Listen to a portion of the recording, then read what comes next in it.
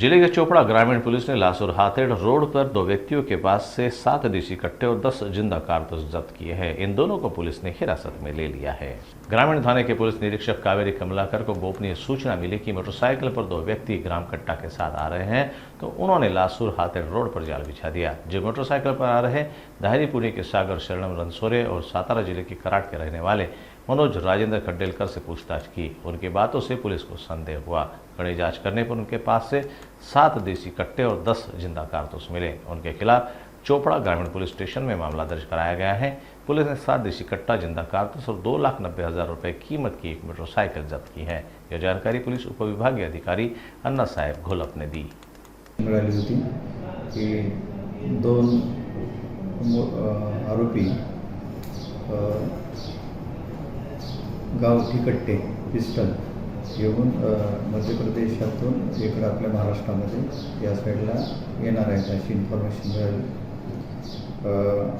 Information मिळाल्यानंतर त्याने लगेच ताबडतोब ट्रॅप अरेंज केला आणि लासूर ते हातेड रोडवर पाटचारी पुलाजवळ त्यांनी नाकाबंदी लावून एक स्प्लेंडर मोटरसायकलवर 2 मुलं जाताना त्यांनी पकडली।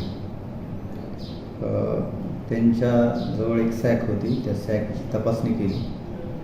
सॅकची तपासणी केली तर त्याच्यामध्ये 7 पिस्टल, गावठी कट्टे आणि 10 जिवंत कारतूस राऊंड हे त्यांच्याकडे मिळालेले आहे।